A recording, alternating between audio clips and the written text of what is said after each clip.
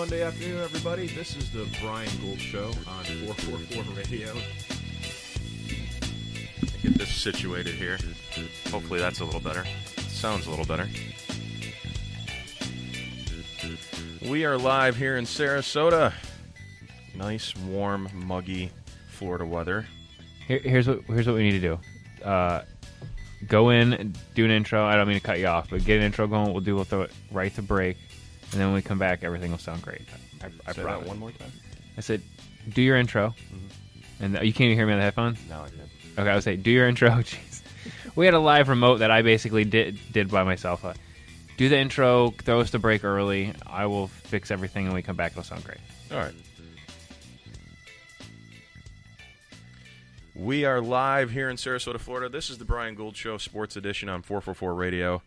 We are going to take a quick break here. I know we just came on, but actually, before we do that, I'm going to touch on some baseball really, really fast here. We, unfortunately, saw the passing of Jose Fernandez over the weekend. Unfortunate for the Miami Marlins. Really sad situation for the Marlins.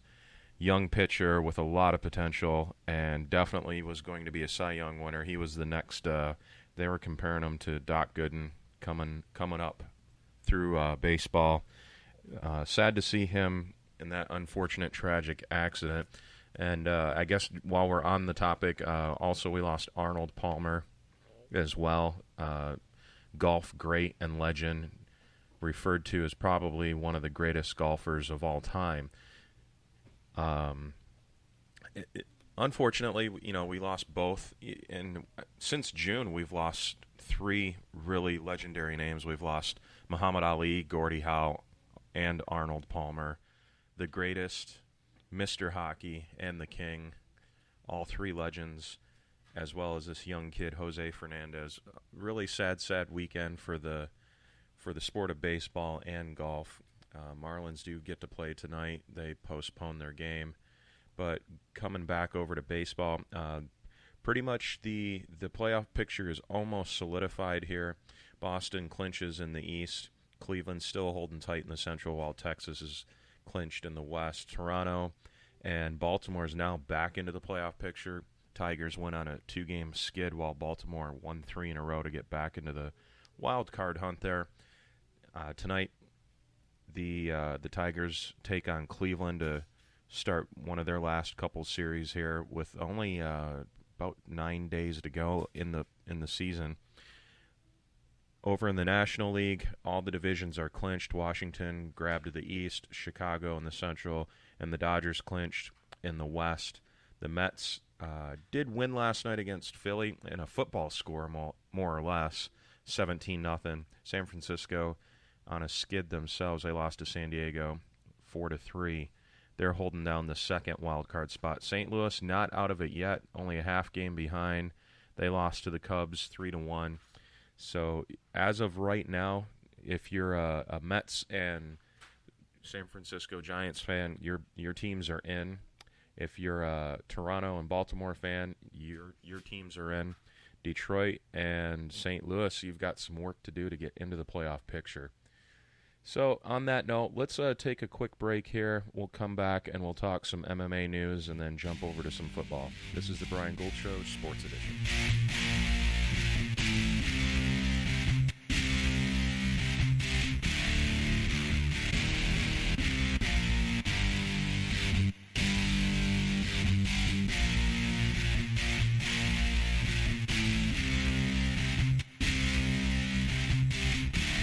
I'm Dr. Sean Stringer. Me and Dr. Philip Nikeo are the newest members of the 444 radio lineup. We'll cover weight loss, health issues, mental health issues, and we'll talk with top health, wellness, and personal development gurus in the industry. You can even call in with your questions and much, much more. Trust me, I'm a doctor. Wednesday nights from 7 to 9 on 444 Radio. Evan, we've lived here 6 months and this bathroom still looks terrible. You're supposed to help me remodel it by now. I know. You just know how busy I am, though. Busy? We've got to get this done. If I can't do it because I don't have time and you don't have time, what are we going to do? I know who to call. Hello, my name is Stephen Dennis. I own a business here in town called Need a Man 2 LLC. My email address is needaman2@gmail.com. My number is 941-232-2776. Again, that's 941-232-2776. Oh my gosh, this looks amazing. What a great idea. How you doing? This is Chuck from the BS Show. I would like to tell you about a great company, Sarasota Sign Machine, LLC, the exclusive sign and print sponsor for 444 Radio. A sign of quality you can trust, located at 601 North Washington Boulevard, celebrating 6 years in business and over 20 years of experience in Sarasota. If you need signs, banners, vehicle magnets, custom design, neon repair, business cards, printing, and more, trust the Sarasota Sign Machine. Look, let's be honest, you have so much more to think about when running your own business. Call us at 941-302-4275. Check us out on Facebook or at sarasotasignmachine.com. A sign of quality you can trust. Tell them the BS Show sent you. So, Evan, you want to make the other announcement? I know you're excited and happy. We do have a fantastic new sponsor, absolutely. We are now very lucky to have Rico's Pizza as a sponsor for us. Yeah. 6547 Gateway Avenue in Gulf Cape. They're open from 11 a.m. to 10 p.m., 7 days a week. They've been there 17 years. Jump anywhere. Online, ricospizza2go.com. Give them a phone call at 941-922-9604. We did find out today that you mentioned the 444 Radio or the BS Show from 444 Radio. You will get 20% off your tab. Give them a phone call, guys, 941-922-9604.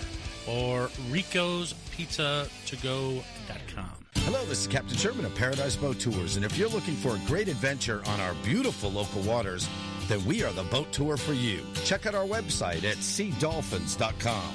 We leave 7 days a week from Bradenton Beach Pier on beautiful Anna Maria Island. It's fun for the whole family, and yes, we see wild dolphin 95% of our tours. Paradise Boat Tours. Call us at 941-465-8624. Like us on Facebook or go to seadolphins.com. Here, Flipper. Hey, this is Paulie from the BS Show. When I'm out and about, having too many, it happens to us all, there's only one cab service I call. It's my ride. 941-400-6606. No more three-time surcharges. No more drivers that don't speak English, don't know where you're going. They pick you up. They take you home safely, clean cars. They're professionals. They know exactly what they're doing. And when you're riding with My Ride, don't forget to mention the BS Show, 20% off your ride. Chucky, on occasion, will have too much. Not me, Paul. These guys are the best. They're what you want to call. They will take care of you. 941-400-6606. My Ride. It's not your ride. It's not his ride. My ride. It's my ride. Hey, guys. How we doing? This is Evan from the Bee and the Soup Bed Show. I'm here with Rita from J Dub's Brewing Company, and we're in studio. How are we doing today, Rita? Good. How are you? Excellent. Hey, I know you have a fantastic brewery over there. Please tell me a little bit about it. The brewery itself has a tasting room. It has 10 tap lines, so you can find anything that you want, from a light to a dark flavor. So whatever you like, you can get it? Absolutely. We got a flavor for you. Perfect. Also, tell me a little bit about the beer garden I've been hearing so much about. We got a big backyard out back. We're kid-friendly. We're dog-friendly, so you can come bring your family and friends and just have a good time, play some games, and drink some beer. Excellent. And then you guys have food? Absolutely. We got food trucks every day around 5 o'clock. We're open Wednesday through Sunday, noon to midnight. Excellent. Hey, I hear a rumor that you guys do something cool over there on Wednesdays. We do. We have free yoga on Wednesday evening starting at 6:30. Come hang out and drink a beer and stretch it out. And that sounds like a great way to spend a Wednesday, I'll tell you. It's 1215 Mango Avenue, Sarasota, Florida. 941-955-2739. And what about social media? Go to jdubsbrewing.com and you'll find everything right there. You guys are by far the best brewery in town, and we're proud to have you guys as our sponsor. Come on out there, have a drink with us, and we'll sit around and have a good time. Cheers, guys. This is Chuck from the BS Show. I wanted to take some time to talk about a great charity organization, the Honor Flight. This organization flies our veterans to Washington, D.C. to visit those memorials dedicated to honor the service and sacrifices of themselves and their friends. Please come out and drink some beers at Hurricane Mike's on the last Saturday of every month from 1 to 6. Hurricane Mike's has a guest bartender at each event, 50-50 raffles, liquor baskets, and silent auctions. The bartenders even donate all the tips they make that day. Hurricane Mike's is located at 2639 Mall Drive in Gulfgate. Last month, Hurricane Mike's raised over $1,100 for the Honor Flight. From everyone here at 444 Radio and Hurricane Mike's, we want to thank you for your support of our vets. Gulfgate, Sarasota, it's time to eat, and there's only one place to go. Ham Heaven and Devil Dogs, 2647 Mall Drive in Gulfgate. Try the one-of-a-kind filet mignon sliders or the award-winning Reuben sandwich, voted best in the state of Florida. Ham Heaven and Devil Dogs is open Monday through Saturday till 3 a.m. So after the bars close, you can get some of the best food in Sarasota. Call in and place your order today at 941-923-2514. That's 941-923-2514. Check them out online at hamheavenanddevildogs.webs.com or on facebook.com/HH&DD.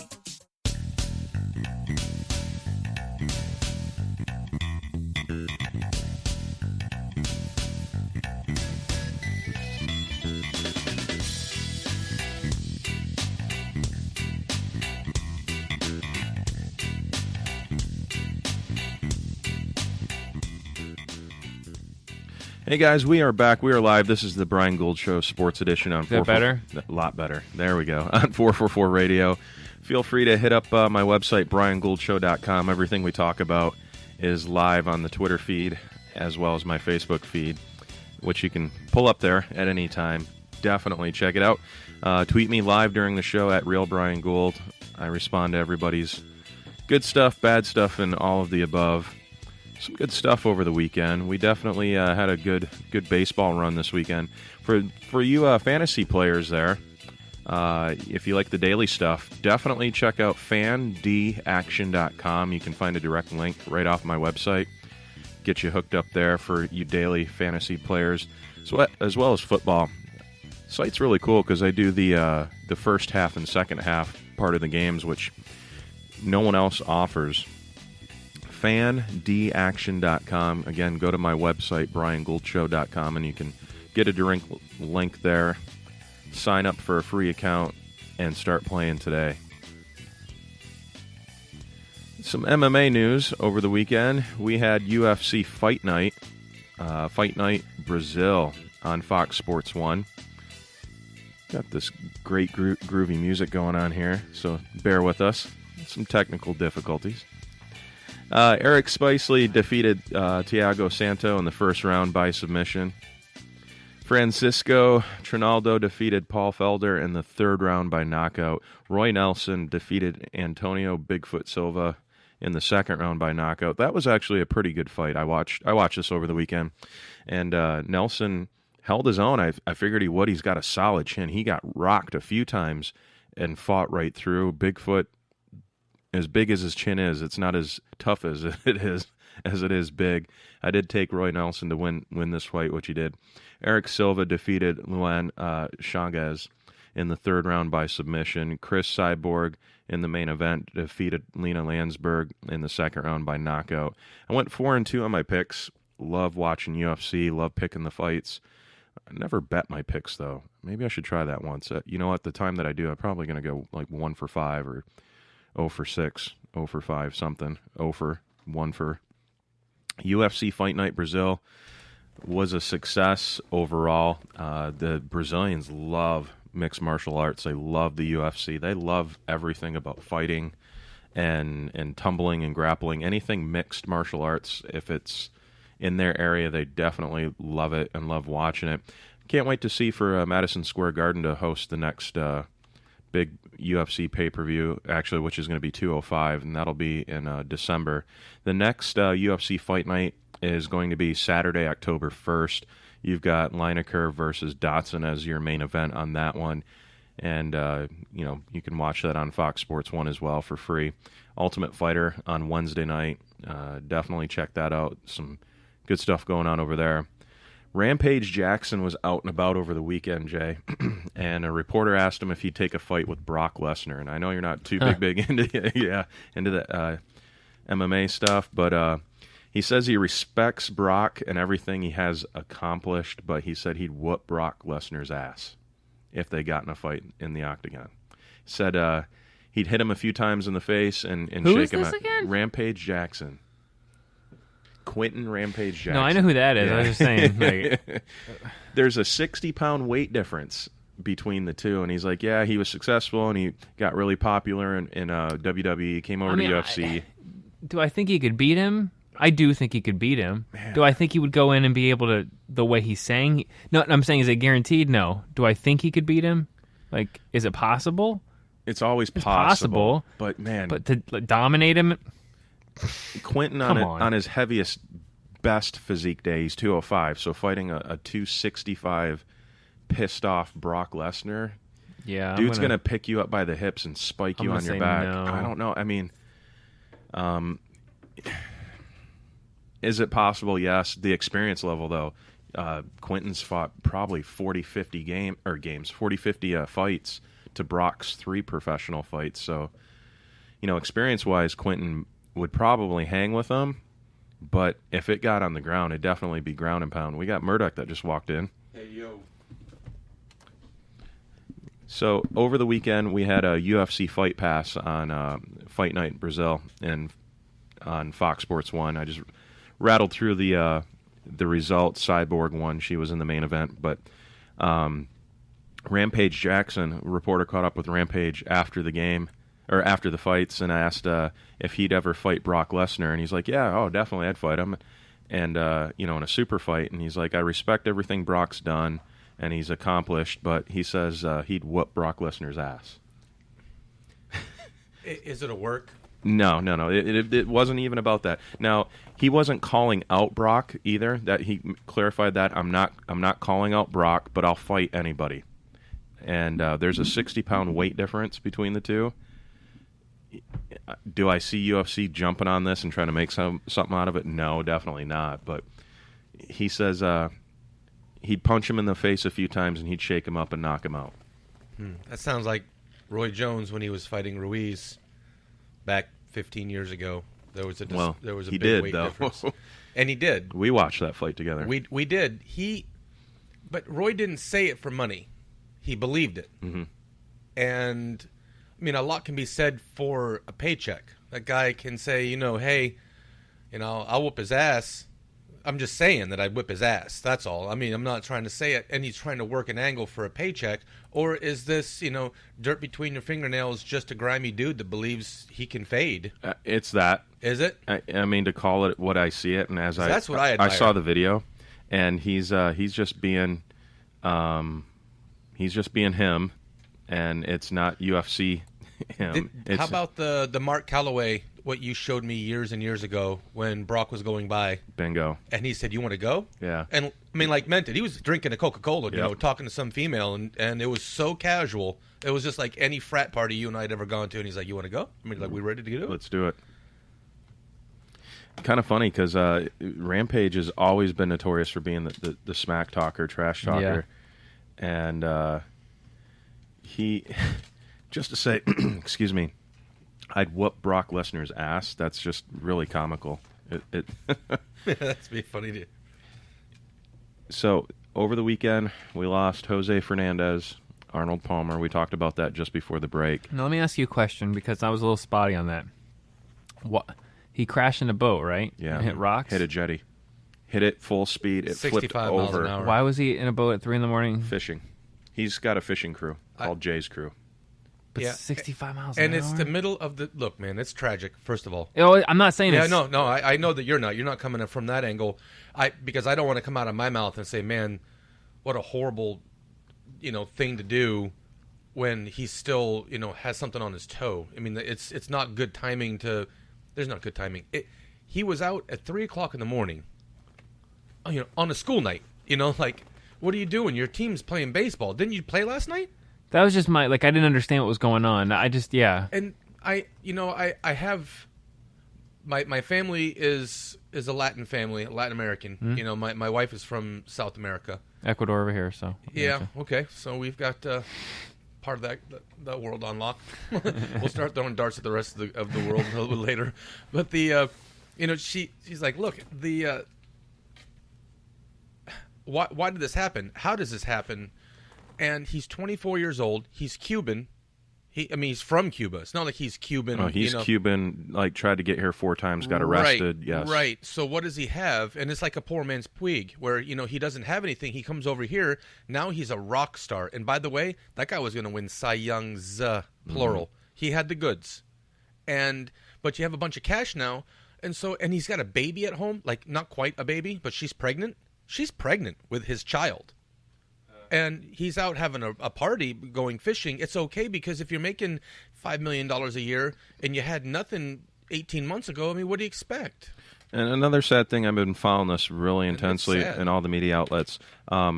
He had a little fun on the boat, but I've got the video up on my website of him fishing and bringing in a fish with one of the guys that was on the boat. Before it happened, they recovered video footage on a phone. The boat didn't look that damaged. Did they all just get launched from the boat? Is that what? Yeah, they smashed into rocks. Yep. And also, not to get morbid, but Oh no, I really didn't see that. It's legitimate. I didn't know. Of interest, I've got the video of him bringing in a fish, and then I've got the video of them covering the bodies, the crew. Oof. Yeah, it's all on my website. But they did stop at a party spot in Miami. They docked the boat, hung out for a little bit, got back on the boat, and then went and finished up fishing, and then was cruising around, hit that jetty at full speed, and they found a body, on the south end of that jetty from the wreck. They were doing 65 miles an hour. They were moving. Nothing good happens when. Did anyone survive at all? No. All 3 of them died. Yeah. The autopsy's done. It was completed this morning. Reports will be released later on this afternoon at the earliest, but I would imagine Florida Game Fishing and Wildlife will drag their feet on really releasing all that. As of right now, no drugs or alcohol were found on the boat, but they did stop at a party spot. It'll take like 2 months or something. Yeah, it's going to take a while for the toxicology to come through, but. And very unfortunate. Of course, we lose Arnold Palmer at the age of 87. Brian, I don't know that I ever told you this story, so I'll take 1 minute and tell you this story now. I met Arnold Palmer back when I was a sophomore in high school down in Naples. I was a Baron Collier, and I worked at that. Last week we talked about a video store that I worked at, pulling Pro Set rookies and Barry Sanders and stuff. That very video store, next to it was a Winn-Dixie, and it was in a strip plaza. So I'm at work, and someone rolls in, this little kid that his parents owned the place, and said, "Hey, Arnie's next door. Arnold Palmer's next door. Mr. Palmer's next door," collecting autographs from way back then. I scurried over. I have a pen and a piece of paper, and I roll, and he's about ready to leave. He's on the other side of the registers leaving, so you can imagine where that is. And Mr. Palmer may have an autograph. Sure, son. And I give him my pen, and I give him my paper. And he holds the pen, and he holds the paper, and he looks at the pen, holding the paper. And it's 15 seconds, 20 seconds, and he looks at me, and looks back down at the pen and the paper, and it's now 30 seconds. And he looks at me again, he says, "Son, the pen." I hadn't taken the cap off the pen, and he wasn't going to sign it unless I took the cap off the pen. And he did it with a smirk on his face because he wasn't taking this cap. Apparently that was his thing, but he wouldn't take the cap off. Really? So I take the cap off, and he, gives me a little, "Thanks, pal," and off I went. And I was just happy. I was elated. I had Arnold Palmer's autograph. He was doing some promo in there for Winn-Dixie, but was really a charming guy. The people around him, we've all been to events where there was a sponsor and maybe a celebrity there, and their big man on campus. That guy had swag forever. It took a fishing net just to hold his reserve swag, but everybody loved him in there. I could imagine. That's right. He had reserve swag, bro. Yeah. That's right. I birthed that right now. He was a baller of his time. I brought up before you stepped in. Since June, we've lost Muhammad Ali, Gordie Howe, and Arnold Palmer. 3 by far of the greatest sports athlete legends of their respective sports. The greatest, Mr. Hockey, and the King, all, in a matter of months. Just, all good things eventually come to an end, and it's sad. And as time goes on, we'll lose more names and greats, but just 3 names right there. Comes in threes, I guess. But Moving on, before we get into some college football, some NBA news. Paul Pierce will play his last season as a Clipper. He did announce this morning that he was going to retire after the end of this season. He was picked 10th overall in the 1998 draft by the Celtics. 1998. Woo! 19 seasons, yeah. Won an NBA title in 2008 with them, and he believes that the Clippers are a legit contender this season. And he does believe it's a young man's game, so it's time to step away, but he still thinks he's got an opportunity with a great team. Again, another era coming to an end. Sad to see him go, but I don't see the Clippers. 20 years is a long time. It's been a while. It really has. Did he come out at 18, or did he? Kansas. He played with Allison. He played with. How many years did he play? All 4. Oh, no, he was. He a went senior. 4. He went 4. Okay, I thought he went 2. Okay. So he's wow. Okay. Touche then to him. Yeah, for him to play his last season as a Clipper, I'd imagine he'll get a one-day signing. 96, 90. His rookie year, he won that. He got drafted in 98. He won a championship. Man, was that was before? Oh, you're talking. I'm trying to remember who else was on that squad with him. Ooh. That was after. Man, that was a pretty loaded team. Yeah. Kirk Heinrich was later, and Allison, the center, the white kid, he, not to be confused with the other kid, he was on that team too. It was Allison and Pierce, and Manning. Did Manning play with him? I'm looking it up. Manning now did play with him. Danny Manning. He was drafted by the Clippers. No. Danny Manning was well before him. Think about how long ago it was.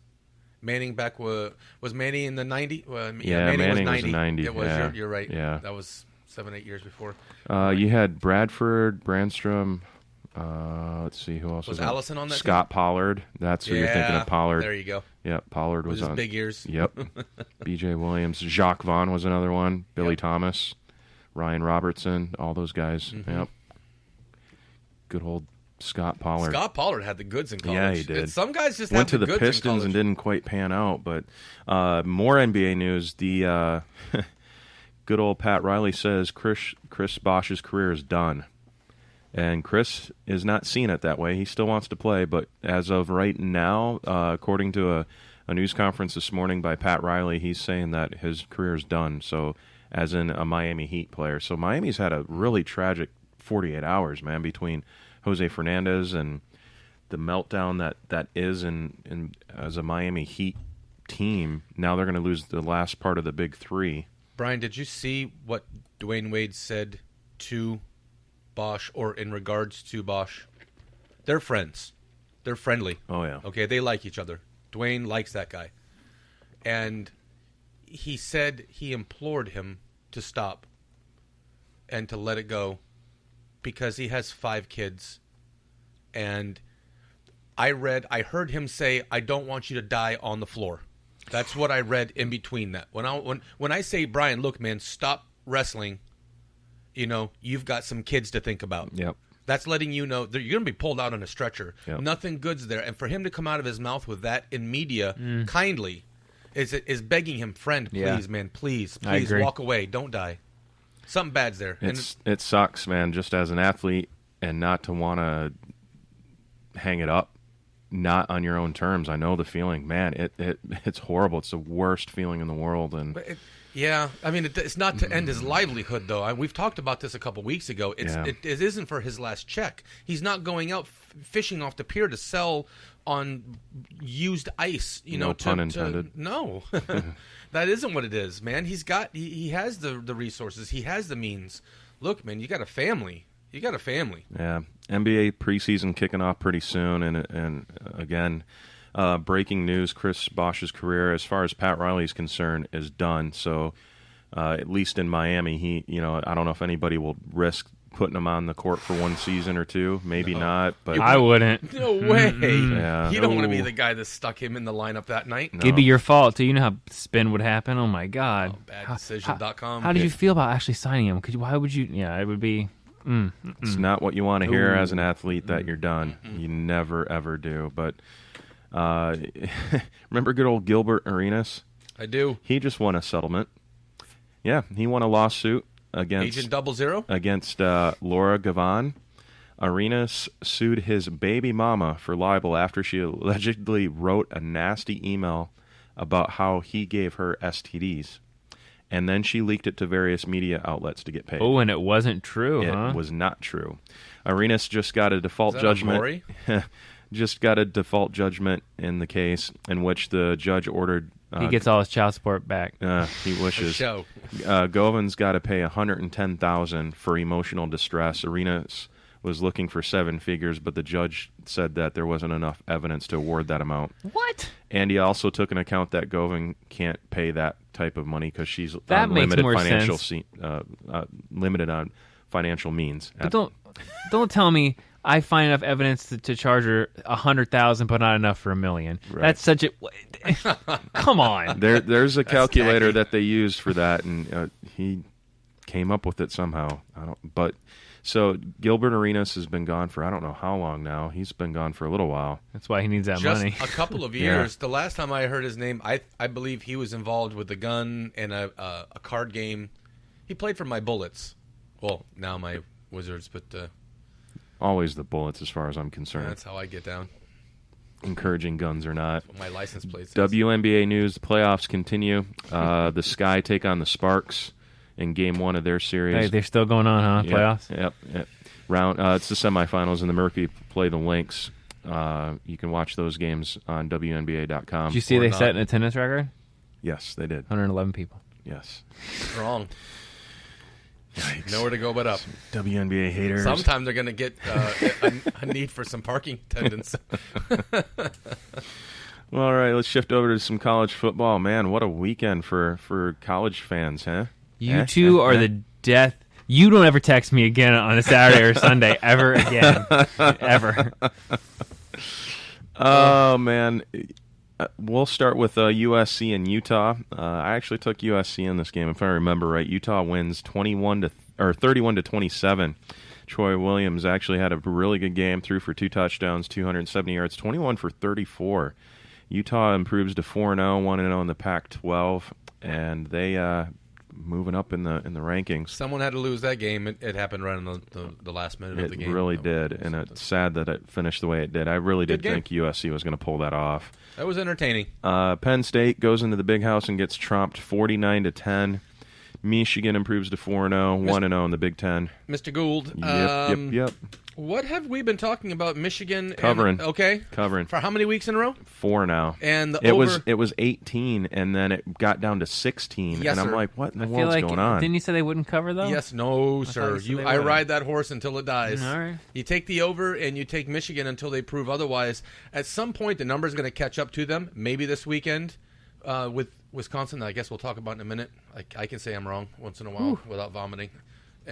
But Michigan just covers and they cover and they cover. I know that's just not regular college football, but it is who I am. It was impressive to see them cover for the 4th straight week. It shows. And that score would have been a lot higher. Michigan went on, I believe, 5 fourth downs and converted on 3 of them, where they were in field goal range. They could have tacked up another 15 points at least and didn't. Like, Harbaugh purposely didn't run that score up. But he's still trying to stay. You have to think about this from this side of it. You have to beat the number. You have to show that you were dominant, or you slip in the rankings even when you win. Is that fair to say? Clemson. Yeah. Okay. Clemson. So if he is, and he is aware of the spread, these guys aren't betting on these games, but he knows that public opinion states that Jim Jones watches the game, and if Michigan wins by 10 instead of 18, what's wrong with Michigan? Right. What's wrong with Michigan? Like we've been saying about Georgia for 3 weeks. What's wrong with Georgia? Well, that's what's wrong with Georgia. They got that ass whipped. Yeah. But, to Michigan, back to the Michigan thing, he sees it, so he keeps his foot on the gas. He tries to be as respectful as he can. I talked to my son this weekend about, he watched, one of the games, and they were up by 50. Why are they still playing? Well, buddy, they're supposed to win by 50, and if they don't, then this guy isn't going to win a Heisman. And if he doesn't win a Heisman, then the next guy's not going to want to come to school there. There's a reason why he keeps that to the floor. And he does a good job with it. He, 39-point difference. It could have been easily 15 more, maybe even more if they actually shot for the end zone instead of just trying to run the ball and get the. They were going for it on 4th and 4, 4th and 3. I mean, and getting it.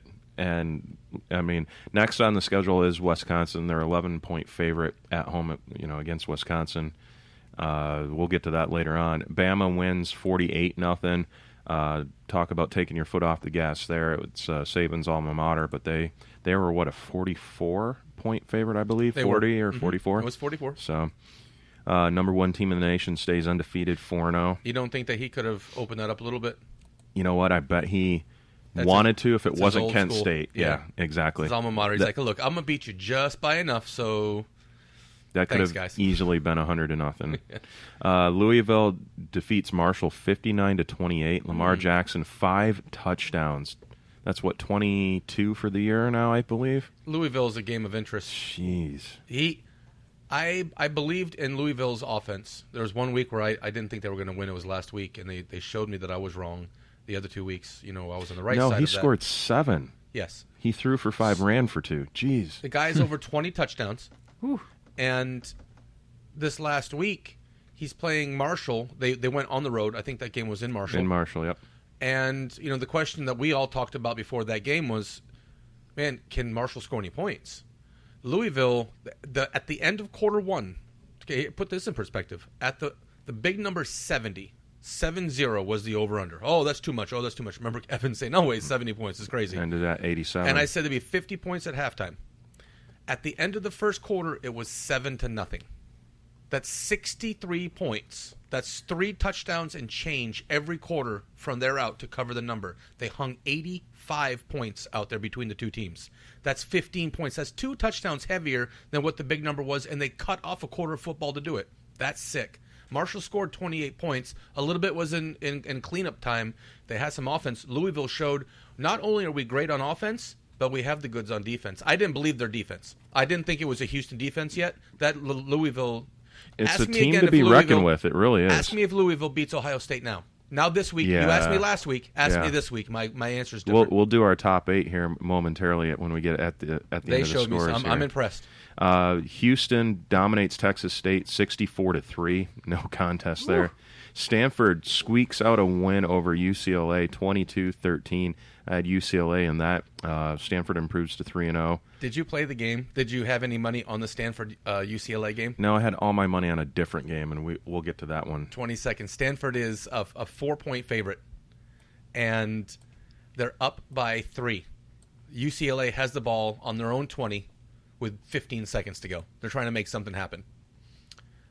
And so they're down 3, and they're getting 4, so you're winning the game. You're winning the bet. It's Hail Mary time.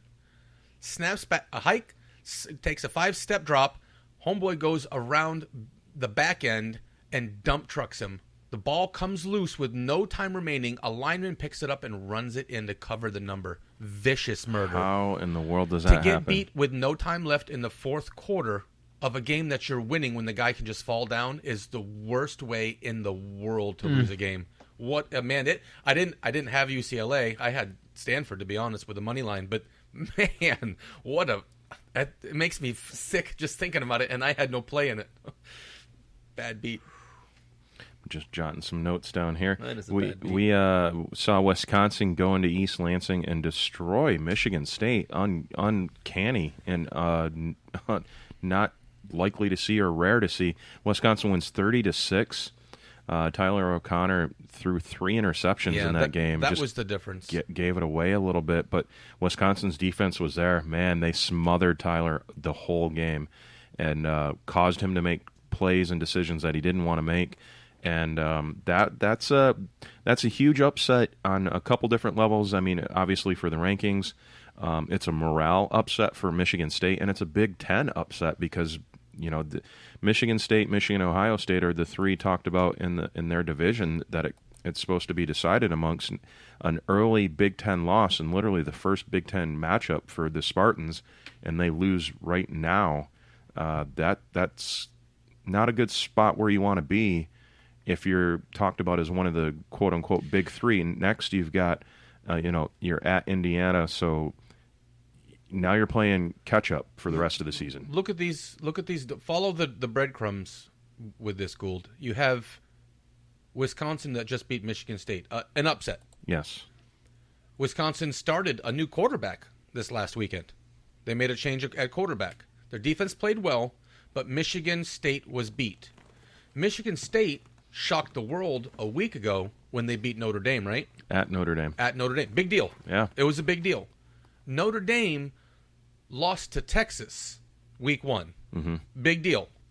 Like, yeah, the baseball going through the window, like, my God, Texas beat Notre Dame. I kind of wasn't super surprised, but I was surprised. Well, yeah. There was the consensus was that it was a big deal and it was a big surprise. And where I'm going with this is that Notre Dame looked like it was a giant that lost to David, when it now shows that maybe Texas, just had a good game and Notre Dame had a bad game. Then Notre Dame played Michigan State in a barn burner with a bunch of points. Notre Dame lost to Duke this weekend. They lost to Duke, and they fired 21-point dog. They fired their defensive coordinator and his assistant. You think so? Rightfully so. And I'm sure you'll get in touch. You'll be speaking about the other coaches that are looking at the want ads this weekend. Yikes, man! You can't lose games like that, man. No, you can't. And it's sad, but it's going to happen. It should happen. Kelly was screaming in the trying to keep his job. He was baby facing. Everybody, well, except the long snapper. Everybody else is going to have to be on pins and needles and eggshells, because if you're not out there busting your ass and working hard and showing me that this is the last play that you want to play is the one you just played, then we're going to reevaluate anybody. I don't care if it's a 5-star guy. I don't care if you were. He just rips the whole team because he just got his ass kicked by Duke. So what is he going to say? Oh, he's going to go Les Miles? Maybe these guys can go take a vacation somewhere and go catch some fish. Yeah. Talk about the recruiting that they're not going to do next year. It's going to be a very long and tough season for the Irish. I mean, if they're 1-2, they're 1-3 now. Pardon me, 1-3 for the first time, and I couldn't tell you. I as long as I've been, I think since the first time since like 2000 they've been, or 2001 they've been 1-2. Now they're 1-3. I mean, I'm 36 years old. I've never known the Irish to be 1-3. Next, they've got a crappy Syracuse team on their schedule, which now that's more or less a coin toss. I wouldn't be surprised if Syracuse is actually favored in that game. No, actually, Notre Dame's favored in that game. Jeez, really? And it's at Syracuse. Interesting. They've got NC State, Stanford, Miami, Navy, Army, Virginia Tech, and USC coming up. Now you look at that schedule and you say, okay, well, you're favored against Syracuse. You won't win at NC State. They Miami, give up so many points. I see 1, 2, 3, 4, 5, 6 of their next 8 games they're now potentially going to lose. Based on what you've seen in what I'm comparing, yeah, exactly. So if you go 6 out of 8, so that means they finished their season, 5 and 7. They have to stop. Well, that would get him. He'd be shit canned instantly. Yeah, he has to stop the bleeding. He has to hemorrhage. He has to cauterize that. That has to stop. He has to stop it somewhere, and he is going to go talk to his boys and say, if you don't play, I'm not going to play you. I don't care, because you're going to sit on the bench being a 5-star guy. You could be the 15th best linebacker and coming out of high school, and I'm going to sit you for that kid that walked on that's doing the old Rudy. No joke. I didn't mean that it's Notre Dame, but it is that. That's that Rudy thing. Let the kid that wants to play. He's in trouble. They all have it. He has problems there. It's going to be a very long season if you're a Fighting Irish fan, alum, all of the above. Kind of feel bad for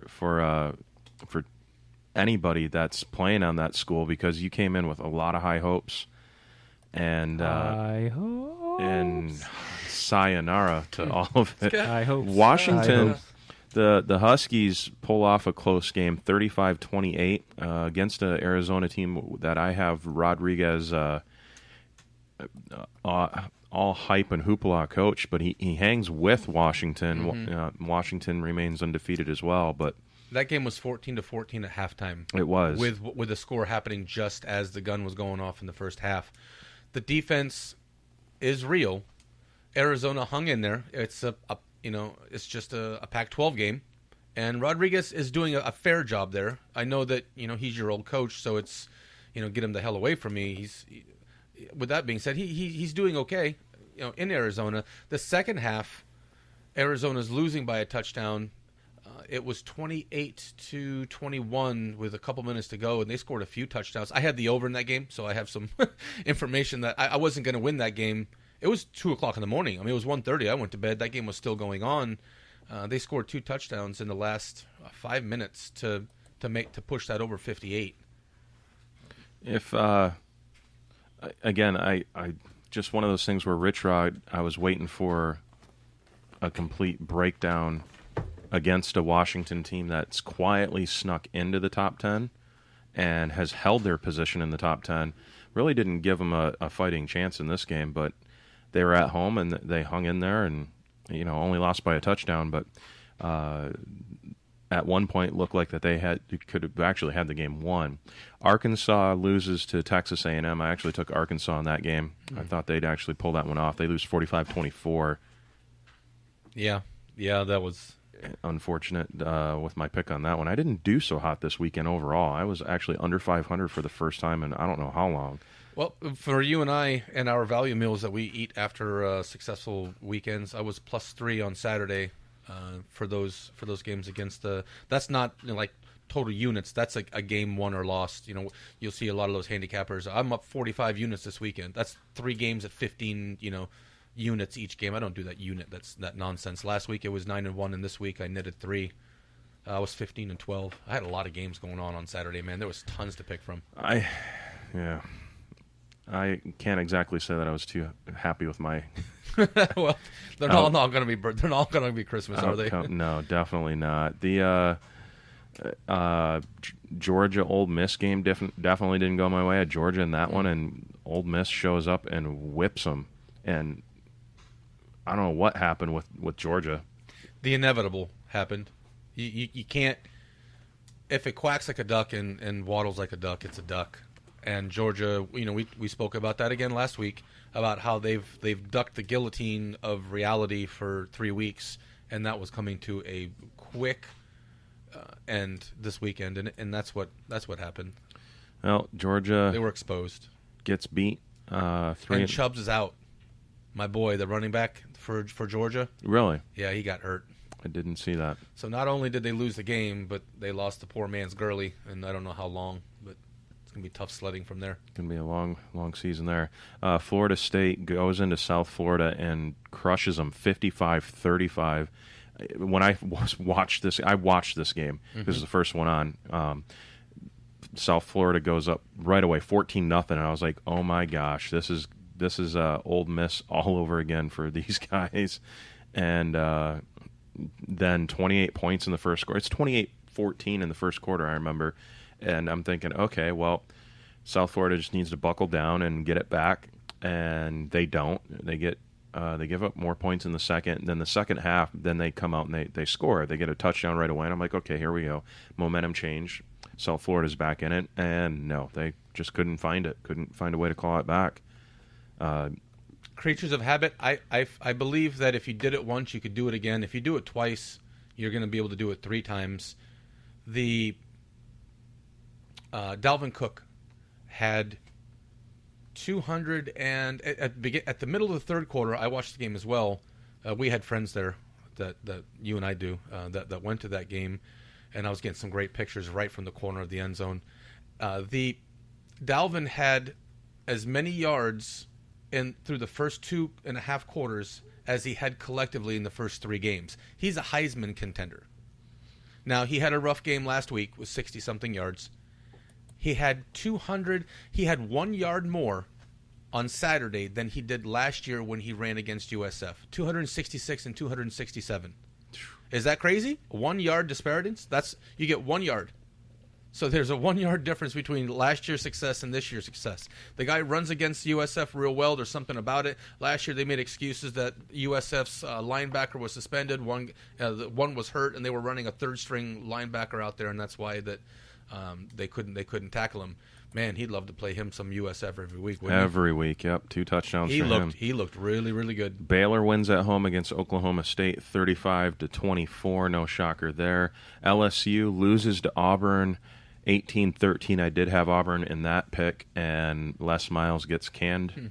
Loses his job. I figured and I said that too. He loses to Auburn. He's losing his job. Losing that game is going to cost him his job. So now you've got a head coach vacancy there. Lane Kiffin. Petrino. Nebraska defeats Northwestern 24-13, and I'm going to leave the last top 25 game alone. Well, maybe not. Number 14, Tennessee, defeats 19, Florida, and that's where I lost my stack, almost all of it. I put it all on the Gators. Hashtag Go Gators to a couple people out there. Wow. And, sitting up 21-3 at the half, I'm like, all right, cool. I'm watching my Michigan game, and I glance over, and it's 21-17, and I'm WTF. No. And then I just think, okay, well, not a big deal. Buckle down on defense. They've got one of the greater defenses in the league. And all of a sudden I see 21-24, and I just see poof, smoke, gone. What in the world? Tennessee booed the home team at halftime. Rightfully so. They booed them. They dropped more passes in that game than they have in the last 10 games combined. They dropped in the first half. All those drops, the last 10 games collectively, they didn't drop as many. The last time Tennessee beat Florida, the iPhone was not invented yet, and neither was Facebook. That's how long of a streak this was, and this is how huge this is for Tennessee fans to pull this off. And it's an upset. It's a huge upset. Take away the rankings, the 14 and 19. Florida could have been 0-4 playing Tennessee 4-0, and this is a huge upset. And it's disappointing. Florida choked them out in the first half. Yeah, because the game was done. I had it on my laptop while I was watching the Michigan game. A dominant defense. And it's 21-3, and again, like I said, I look and it's 21-17. And I'm like, what the heck's going on? And then it's 21-24, and I'm like, dude, really? Like, stack, gone. It just, man. Oh, pardon me, my phone's ringing. I got to take this. Hey, Tim. Hey, what's going on, buddy? Oh, is that Tim How's it going, Tim? Tim Oh, Tebow? You can find a job. You found a job. No, you're not allowed to go back and play football there. We talked about this before. I know you never lost there. Yeah. No. Okay. You too, man. Take a knee. Thanks a lot, Tim. Oh, okay, as you were. I'm sorry, Brian. Tim Tebow calls in and says, hey, I can beat Tennessee, huh? All by himself is what he told me. Jeez. He said he was going to take down 11 choir singers. The Noles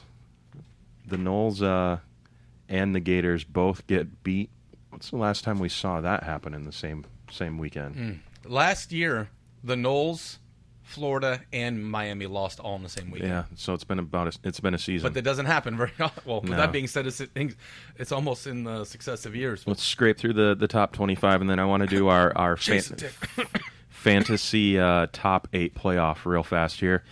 Georgia 25, Boise State 24, Florida 23, Texas 22, TCU 21, Arkansas 20, San Diego State sitting at 19, Utah 18, Michigan State 17, Ole Miss 16, Nebraska 15, Miami 14, Baylor moves up to 13, Florida State moves up to 12, Tennessee up to 11. Washington actually slides down with the close win from 9 to 10. Wisconsin jumps up to 11. Stanford stays at 7. The rest of them all remain in the same spot. Houston 6, Clemson 5, Michigan 4, Louisville 3, Ohio State 2, and Bama sits still at 1. So pull out your pen and papers, or just rather not, for you guys listening at home, check this out. So actually, I think me and Jay came up with it, maybe more so Jay, doing the top 8, fantasy top 8, when we kind of role-played it out last week. So we'll do it on air this week. I don't think we did it on air. No, I don't think we did. I think we just discussed it off air between us. I can't remember. I thought we did. Maybe we did. Did we? Yeah, actually, we did talk about it. Yeah, that's right. Because once he got here, yeah. Yeah, we had him pick. I'm still hung up on what a Rocky Top is. Can you tell me what is a Rocky Top? A Rocky Top. Like a haircut? Sure. Okay. Yeah. Okay. We have Bama sitting at 1, playing number 8, Wisconsin. Laugh it up. Oh, when they fall down, kick them. Yes. And when they try to get up, you put a hand down, and when they reach up, kick them again. Kick them again. Because they're certainly believe they're going to do that to you. Know that. As you're breathing a next breath, they will kick you down a flight of stairs if it's for Muse. Dear friend, I just watched people fall down a checkerboard flight of stairs. It's all right. We'll see if the Gators lose again this season. We'll see. I'll tell you, I'll cheer for you, but you wouldn't believe me. Bama versus Wisconsin now, top 8.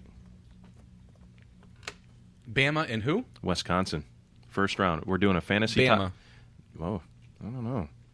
I like Wisconsin. Wisconsin all of a sudden, showed I need more than 1 week. Yeah. I'd have to see more than 1 week. Yeah, for now, Bama. Bama. All right. I can agree with that. Louisville plays Houston, 3 versus 6. Louisville. I got to give me some Louisville now. Louis looking good. Stanford and Ohio State. Stanford. Ohio State by 2.5 touchdowns. Still take Stanford. OSU and Stanford. I'm not getting a birthday card from Jay this year. Michigan versus Clemson. Michigan. Yeah, Michigan. All right, Final Four. Bama versus Louisville. Right now. I still take Bama as a defending champ. Good game. Louisville. All right. You would have Ohio State playing Michigan in your Final Four. I would. Right now. Who wins? I didn't watch Ohio State play this weekend. Because they're on a bye. Yeah, so it'd be the same as it was last week. Michigan. Jay, you have Stanford playing Michigan in your Final Four. Michigan. Murdoch, you have Bama and Michigan in the championship national title game. I like Michigan's defense. I think that game's 23 to 24, something light. Jay, you've got Louisville playing Michigan in the national championship. That'd be a hell of a high-scoring game. Oof. I think Louisville. That'd be something. So there you have it. 38-31. 38-31 in a close game. Nice. All right. Louisville versus Michigan or Bama versus Michigan. So general consensus has... He's all happy. He's like, well... Yeah, got Michigan just to get there. However it works out, I'm good. Yeah. Don't care if we win. People aren't exactly my best friend cheering on my Michigan team. Hell yeah. All right, let's take a quick break. When we get back, we're going to talk some World Cup of hockey news. He's me talking like Longtooth. Thank you very much. My Michigan team's doing fantastic. And, of course, get into the NFL and everything that's going on there. This is the Brian Gould Show Sports Edition on 444 Radio. We'll be right back.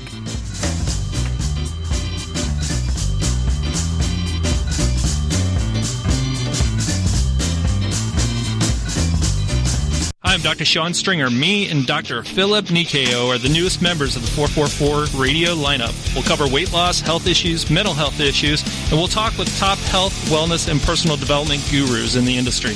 You can even call in with your questions and much, much more. Trust me, I'm a doctor. Wednesday nights from 7 to 9 on 444 Radio.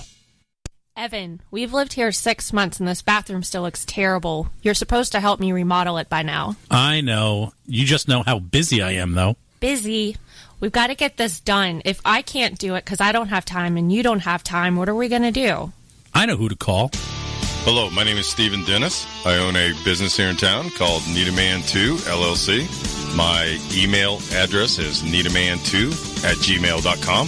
My number is 941-232-2776. Again, that's 941-232-2776. Oh my gosh, this looks amazing. What a great idea. How you doing? This is Chuck from the BS Show. I would like to tell you about a great company, Sarasota Sign Machine, LLC, the exclusive sign and print sponsor for 444 Radio. A sign of quality you can trust, located at 601 North Washington Boulevard, celebrating 6 years in business and over 20 years of experience in Sarasota. If you need signs, banners, vehicle magnets, custom design, neon repair, business cards, printing, and more, trust the Sarasota Sign Machine. Look, let's be honest, you have so much more to think about when running your own business. Call us at 941-302-4275. Check us out on Facebook or at sarasotasignmachine.com. A sign of quality you can trust. Tell them the BS Show sent you.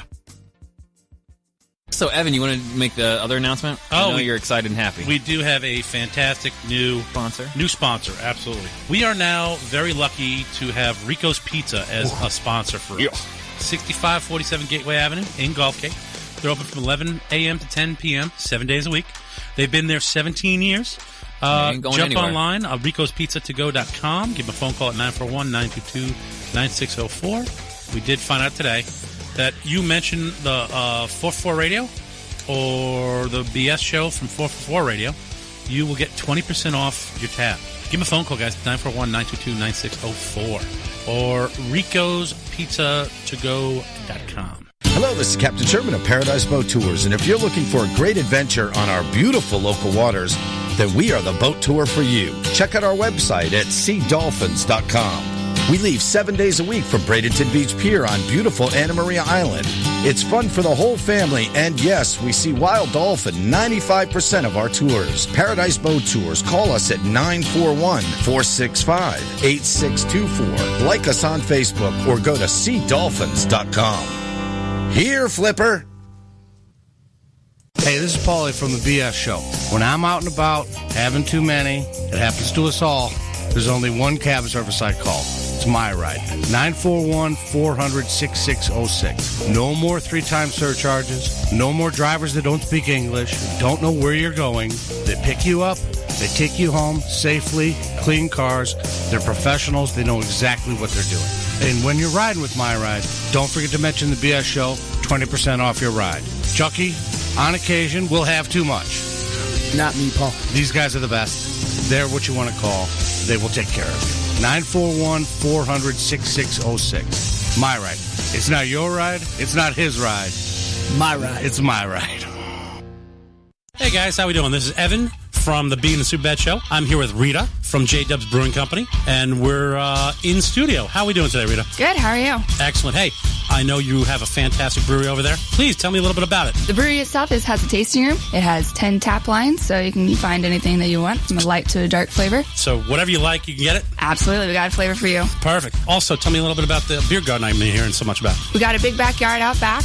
We're kid-friendly. We're dog-friendly, so you can come bring your family and friends and just have a good time, play some games, and drink some beer. Excellent. And then you guys got food?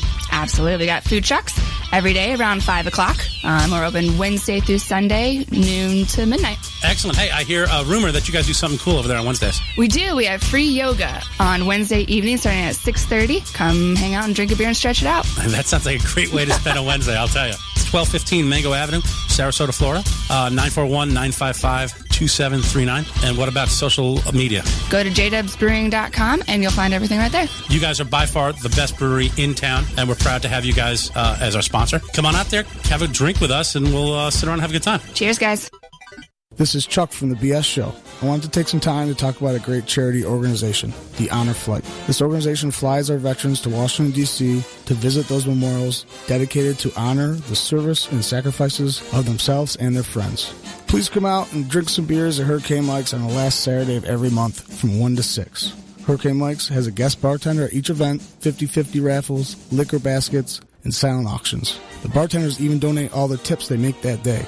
Hurricane Mike's is located at 2639 Mall Drive in Gulfgate. Last month, Hurricane Mike's raised over $1,100 for the Honor Flight. From everyone here at 444 Radio and Hurricane Mike's, we want to thank you for your support of our vets. On the next episode of The Timeline. Gulfgate, Sarasota, it's time to eat. And there's only one place to go. Ham Heaven and Devil Dogs. 2647 Mall Drive in Gulfgate. Try the one-of-a-kind filet mignon slider or the award-winning Reuben sandwich. Voted best in the state of Florida.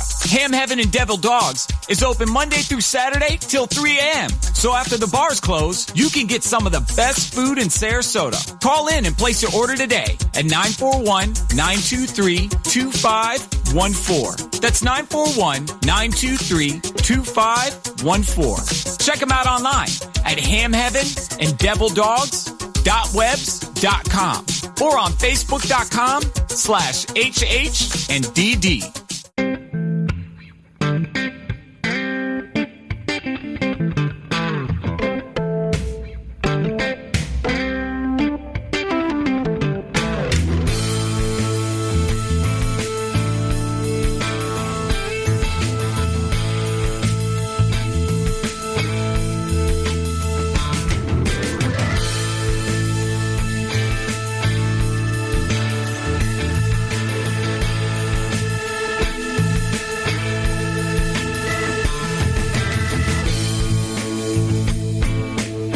Welcome back. This is the Brian Gould Show, Sports Edition on 444 Radio. Just went over our fantasy top 8 playoffs. Got Michigan in the national championship against Bama, Murdoch style, and Michigan against Louisville, J style. Yes, I'm going to hype all over that, man. Nice to get a little love. Well, I'm working with what I got there. You gave me so many teams. Well, you hockey fans, guess what tomorrow is? Game 1 of the preseason. Amen. Detroit takes on Pittsburgh. Can't wait. And, of course, we're wrapping up the World Cup of Hockey. The semifinals between rivalry Crosby and Ovechkin took place over the weekend. Canada defeats Russia 5-3. Yeah. Crosby scores the first goal of the game, and for you Tampa fans, Kucherov scored for Russia. Canada advances on to the finals. The other semifinal game, we saw Europe upset Team Sweden. Sweden was favored as one of the heavy favorites, actually. They lose in overtime 3-2. Red Wing fans, Thomas Tatar scores early in the third to tie the game, and then eventually scores the game-winning goal in overtime to help Europe beat Team Sweden. The best of 3 finals kicks off Tuesday on ESPN. You can watch all the games and get all the scores and highlights on my website, briangouldshow.com. Just click the sports tab. As well as for you fantasy players, if you're really big into the fantasy stuff, again, go to fandaction.com and do your daily picks and play some sports over there. Since we've got a Team Sweden a Team Europe versus Team Canada final, I'm going to give Canada the sweep. I think they win this in 2 games. Canada should win 5-2 in the first game, and maybe 5-1 or 4-1 in the second game. Europe's good, but they're not that good. I've got Canada in the sweep. Anyone else want to chime in on that? I'll follow you. Follow me. Yeah, I'll follow behind you guys like a lemming. All right, cool. Works for me.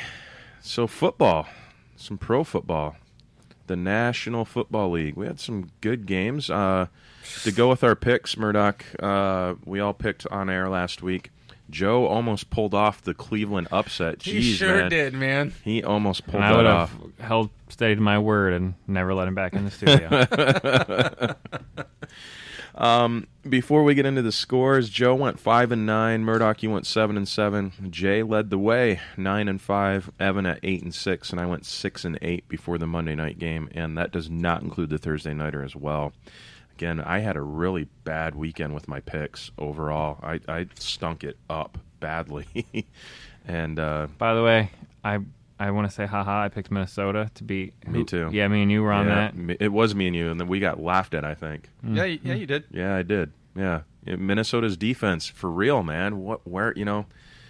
Forget the offense helped win that game, but the defense definitely was the deciding factor, I think, in that game. Minnesota played... Can I see that list, too? Because sure. you got them all second. Because I feel like some ones I lost were some of the stupid last-second games, like the Giants game. You know what, man? That one ticked me off because you and I were taking the Giants in that one as well.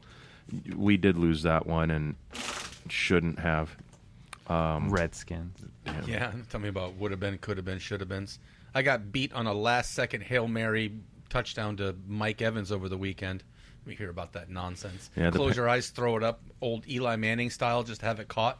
Okay, cool, man. With that hit and crush good. for Minnesota, that definitely will take Carolina out of my Power 10 rankings, which I'll discuss. They need that to fall tomorrow. like a rock. Yeah, that'll come out tomorrow. I'll have that ready to go tomorrow after the Monday night game's over. Minnesota baptized Cam. Yep. They He's been hit more than anybody else since I think he came into the league. Like, it's a 4-1, the next person behind him. He's been hit and knocked down like 1,100 times. Tannehill's up there. I know he's Tannehill's on the top last 4. year. Yeah. One less year than Cam, but he was the most sacked quarterback. He's the most sacked, but as far as hit and taken down, through this year, Cam's got like 1,300 hits.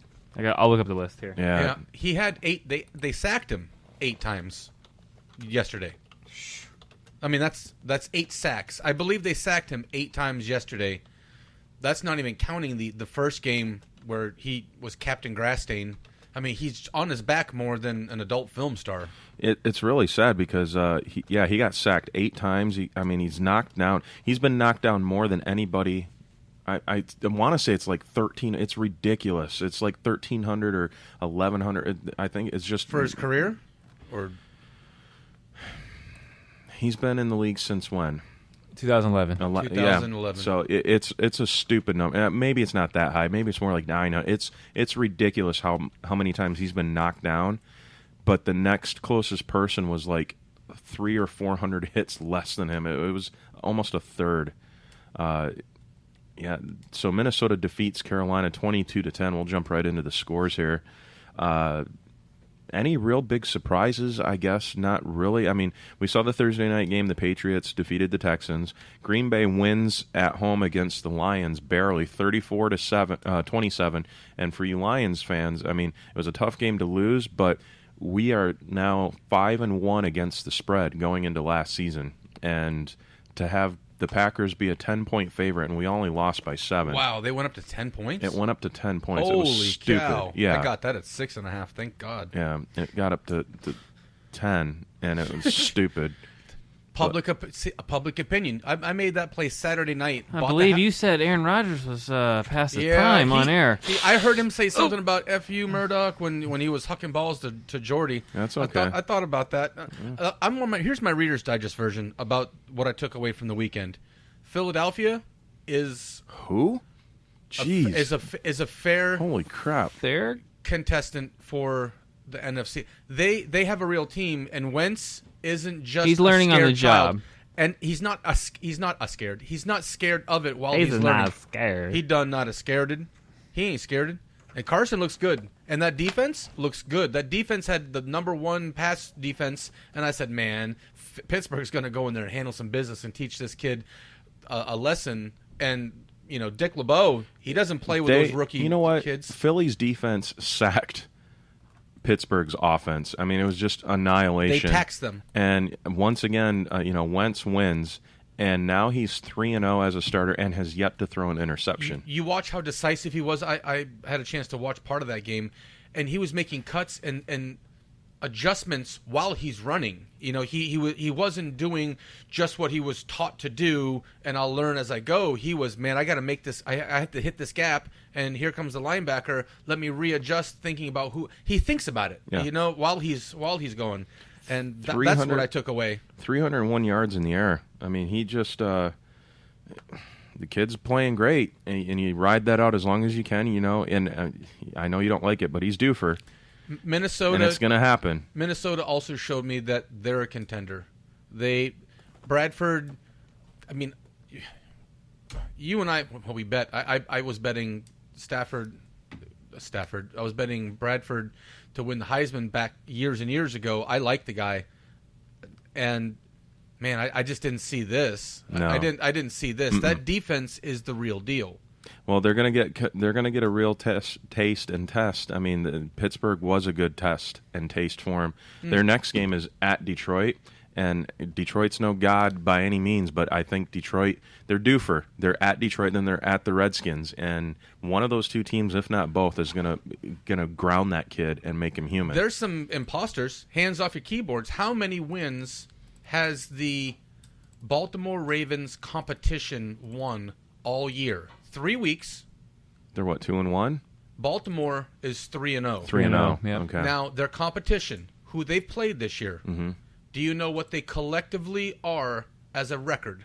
No, couldn't tell you. 1 win between the 3 teams that they've played. 1-2, 0-3, 0-3. So, do they look really good, or are they playing really, really, really bad football teams?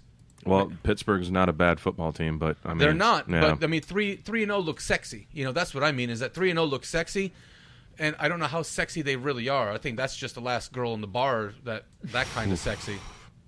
And that's not the one you. I like Flacco. I mean, if that's the one that's going to be giving it to you, then man, is you that got to get it from somewhere. I guess better get it than not, but I don't know. Another, another interesting stat before we continue on the rest of the scores here, guys. The top 6 teams that led in sacks made the playoffs last year.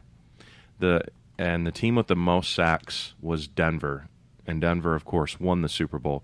The bottom 11 teams in recording sacks didn't make the playoffs, and a matter of fact, most of them had losing records. Defense is where it's at, and I'm telling you, right now, Minnesota's defense looks on point. I mean, Philly had an excellent game, and their defense looks really good. But Minnesota, man, last season it looked well, and even the season before it looked well. But now they've got a young, somewhat experienced core group of guys there. They defeat a Carolina team that's supposed to be putting up 30, 35 points a game, and that's obsolete. Like they get smacked around at home by a Minnesota team that didn't know who their starting quarterback was going to be. Only Jay said would be good in here pre-start of the season. That's strong. Yeah. Jay says that Teddy goes down. When they got Bradford, did I not? You did. I that's impressive because Teddy goes down. Teddy wasn't a world beater, but he knew the system. And then you lose AP. Yep. And then they still go out there business as usual. It's coaching over there. I had Detroit or Minnesota. I didn't have Green Bay in the hunt for that division, but Minnesota's just like. I mean, they beat Green Bay, which was their rival, for the top spot in that division, and then they beat the Panthers. Are you in panic mode if you're a Carolina head coach right now? A coach? Are you in general? I was going to say, as a fan, you should be. Because here's why. What's the record of Super Bowl losing teams the following year? Over the course of it's bad. You're right. It's not good. No, it isn't. It and isn't. Cam, no offense, I know there's a lot of Cam fans, but he's a baby. And he's moping around. He's been moping around at the start of the season. They didn't beat Denver, and what did I say after that? The whole season can unravel if they don't beat Denver. And it's starting to look like it has. I mean, he's a big baby, man. He's a prima donna. I don't know how much of that you like to think that they all care about that win and they all care about that next snap, and that's all. But as we see evident and sadly through the weekend, that while you're still in a hunt for your team is still playing a professional, and you don't have the interest in going to bed and it literally looks like they're not. They weren't interested in San Francisco. They almost let them sneak up on them. Yep. It's like kind of like they're still reeling from that Denver loss. They have some. They do. They're not shaking that yet. No, and it seems like they put up the points that they did last week against San Francisco, 46, which is the team that we're used to seeing from last season. They've already lost twice as many games this season as they did last season. Do you know how many catches Kelvin Benjamin had this weekend? Catches? No. 0. The number before 1. That's how many catches he had. When Cam's looking up at the sky and he's not in a baptism, 8 times, it's hard to get your ball to your favorite target when you don't have the ball. Because when you spend all offseason working on what your new touchdown dance is going to be. Well, there's some problems to there. Be somewhat fair, I mean, Cam did get an ankle injury and played through it. I mean, how bad it was or how horrific it was, we'll never know, or if it was legit or not. But he played hurt. And again, kudos to Minnesota's defense moving forward. Now, Carolina's got their division part of their schedule. They're at Atlanta, then they're home against the Bucs, and then they go on the road against the Saints. Doesn't each team deserve at least one fill the bed game during the year? You don't have it. They normally do. Almost every team normally does. Oh, okay. yeah, and I'll give them that. And you know what? So you have to use it this early. I mean, you're using your get out of jail free card this early in the year. Already, and you still have one hell of a season to go. It's Minnesota. It was a good team. It's not like it's San Francisco, but they let San Francisco score 30 points on them. Yeah.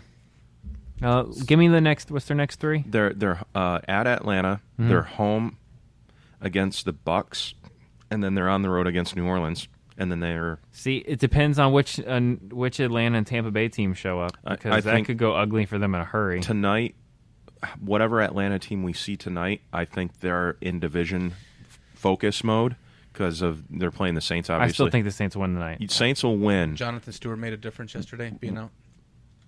That could have. No. Coincidence? Maybe. The guy's out, and you have Payne running the ball? Yeah, maybe. I mean, the Falcons, whatever they... My nice. opinion... What are you, Harrison Ford? He's so happy about the Michigan thing. He's still talking to Mr. Long. The Falcons this week, the Falcons. Whatever we see out of them tonight, I think, is what we see against Carolina next week. I think that's just the mode that division's getting into. Now they see those divisional games coming up, and... Carolina has 2 rookie cornerbacks. And it's not the same Carolina defense that was there last year. This is obvious. I mean, we all can agree on that. That Carolina defense is not the same defense that was last year. No, they're better. Remember, listen to them. Yeah, they're awesome. So they're giving up the points. Like they're a regular team. They're one. If you took the name tags, the names off of the scores, and you asked the guy that was going in to get his hot dog at ABC hot dog place on his lunch, which one was the Carolina score, he wouldn't be able to tell you. Which one was the Carolina defense? Which one of these scores did the Carolina allow? And he wouldn't be able to tell you over the 3 weeks because they're not the same team. It may be the Super Bowl hangover. It may be that the 2 cornerbacks are rookies and they're being exposed and they need help, so everything else is having to move underneath them in the box and on the first line. So there's a lot that can be variables, but the fact is, all the things are the same, is that the defense is not as good as it was. They might get better. It's not how you start, it's how you finish. Right. But, playing Atlanta could go out there. Isn't Atlanta's offense better than San Francisco's? So you would think that with Julio Jones and you would think that. and Tammy and Devontae would go out there with Matt Ryan, who's better than Blaine. Fair. Yeah. You just look at the board. I think we missed divisions wrong at the beginning of the year. We all picked what the worst division would be because the NFC is starting to look strong, and the NFC South. Yeah, we had this as a dumpster, like the worst, hands down. Did we in the South? No, the East. I thought the East. Sorry, yeah. Because the South looks. If New Orleans pulls it out tonight, then you got all 4 1 and 2 teams. Yeah, and it's begun. That's going to be sloppy. That's a sloppy division. Woo. At the end of the year. I mean, they just go out there and they play Tecmo Bowl every weekend. It's the first team to 35 or 42 wins the game. Right. Every week. Yeah. No, you're right. So that's what's going to happen tonight. Tell me why it's going to be any different. Yeah. It's not. Their division ain't pretty either, man. No. It's in New Orleans. Boy, I learned about playing against New Orleans in New Orleans. I had remember when I played Mike Vick and the Dirty Birds go into New Orleans opening Sunday. After the hurricane had gone through and they were displaced and they were playing here and there, they finally open up the dome, and Atlanta's laying 6.5 points. Mike Vick at his prime, man. I had everything. Gonzalez, it was sick. I laid the number like I helped with the playbook, and New Orleans went out there and walked the dog on Atlanta. Tonight, I got the bad feelings about it's going to be 42 to 38. That game is going to be, the ball's going to be all over the place. Let's see here. Another rundown. The Bills with an upset. That was my biggest shocker. Tell me about that. Arizona melts down. I have plenty of opinions about everything. 33 to 18. I need help. You know what? In fact, it was like 30 to nothing or something at one point. I mean, Arizona got it together at the end, but my opinion, in the preseason before the regular season kicked off, I had the Bills as a really good and tough, strong team. Mm-hmm. Can I give you a piece of advice as a sports fan? Never say that about the Bills ever. Based on how they performed last season, they lost a couple of close games that they were in it and should have won. And then, they start out not even mediocre. I did not think they could beat Arizona, but I thought they could at least hang with them, but they destroyed them almost. I mean, Palmer threw 4 interceptions in that game, didn't look like his normal self. LaShawn McCoy rushed for 2 touchdowns. Bills played their game, and again, I know it's not a really consensus favorite, but I really do think the Bills are better than what their record shows. They had a good season last season. It should have been better. Again, not to beat a dead horse with it, but they they lost a couple close games that they should have won, which would have put them in a better position. With Sexy Rex making that move that he did last week, Brian, how many losses does this cushion him for? See, I was literally going to say, I think all this is a rah-rah, win one for the Gipper. Yeah. Rex is really, because he's a player's coach. He's got his back against the wall. Oh, we had to fire somebody already. Come on, guys, we got to do this.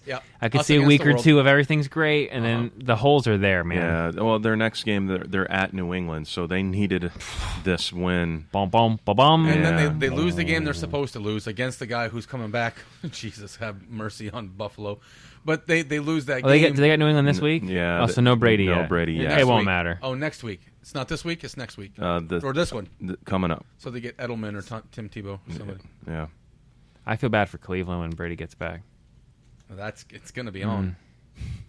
But I want some clarity. I want to have some closure. I don't know. Something with that Buffalo. It's peaks and valleys, and you don't win with peaks and valleys. We do all agree that they have huge holes. They have more than just concerns. They have problems. And they win a game against an Arizona team that lost to a backup quarterback at home in the first week. I know how we all feel about New England and the mystique, and you can stick out a baby with a helmet, and Bill's going to make it a champ. Still, Arizona's lost some games that they were embarrassed against New England. You watched that game. I watched that game. Yeah. They looked horrible. Yep. And then they win a game, and then they play Buffalo, and Buffalo walks the dog on them. In Buffalo, Arizona not. It was in Buffalo, wasn't it? Yeah, it was. So in Arizona, that was my lock of the week. If I had to pick a game to play, Arizona it was Arizona minus 4.5, Yeah. all right to the window. Yep. And I was wrong. Moving on, the Raiders go into Tennessee and they get a win. I actually went with the Raiders in that one. No surprise there for me. The Raiders are good. They're a lot better than what people are giving them credit for, and not because I'm just a Raiders fan as well, but they look good. Their offense isn't sound by any means, but it's a young group of guys that are pulling it together and figuring things out. And yeah, it's just Tennessee, but Tennessee was favored, and Oakland goes in there and beats the favorite. You've been in town for years and years and years, and so have you, Jay.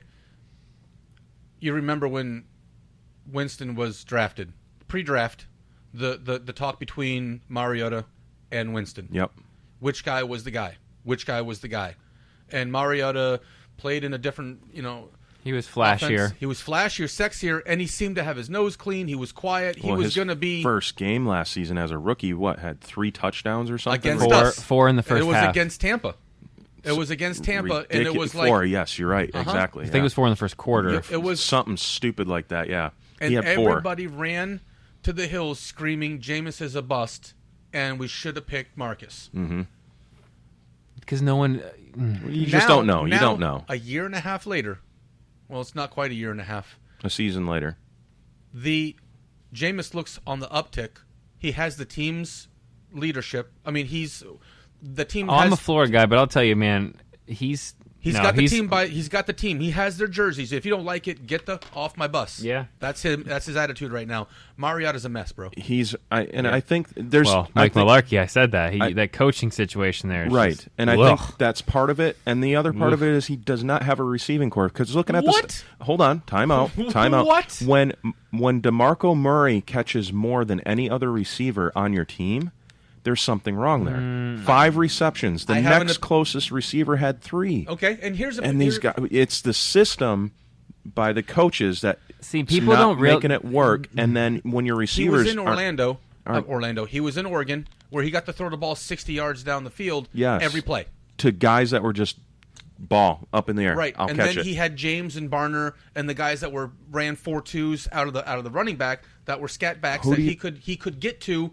That's why he's hit market. Who do you like for Tennessee? That's Rashard Matthews is a great wideout. Should be, and he caught 3 catches. Andre Johnson is on the back end of his career, but still a serviceable wideout. Johnson, and then he has Tajay Sharp, obsolete who is there.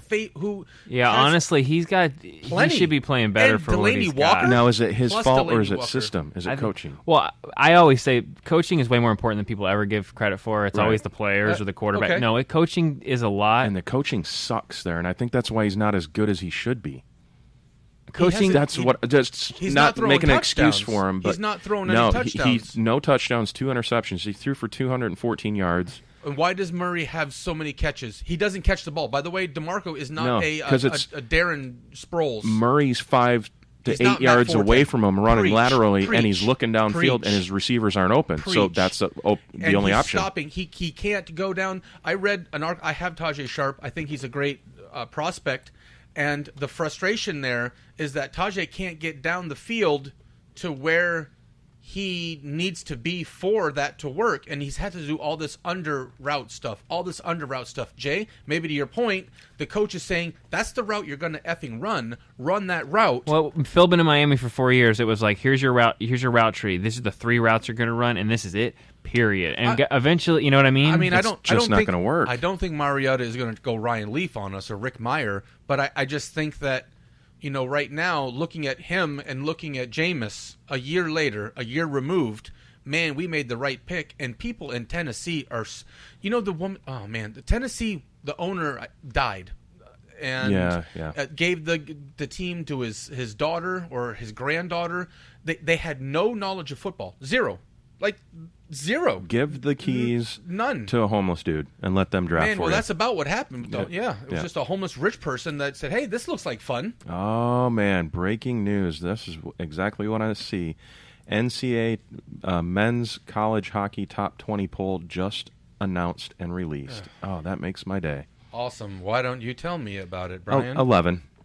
We started out at 11. That's okay. North Dakota, number 1. You look like you just saw a surprise birthday for Winnipeg, yourself. number 2. Denver, Boston University, Boston College, Minnesota Duluth, St. Cloud, Mass Lowell, Notre Dame, Providence, Michigan sitting at 11. To have 10 seconds of quiet time. Jeez. Michigan Tech coming in at 17. That's cool to see them up there. Who? Michigan Tech. Oh, man. T-E-C-H? No, T-E-C-H. Michigan Tech. The Huskies. One of the most underrated college hockey teams in America, but go ahead. Sorry, just Ferris State made it too. That's pretty cool. Okay. Thank you for that today. You're welcome. I didn't know what you were going to be able to give college me. hockey. Yes. Michigan Tech. We'll be talking plenty of that coming up. Hey, by the way, maybe the problem, I was looking this up for the Titans, is their offensive coordinator, Terry Robisky.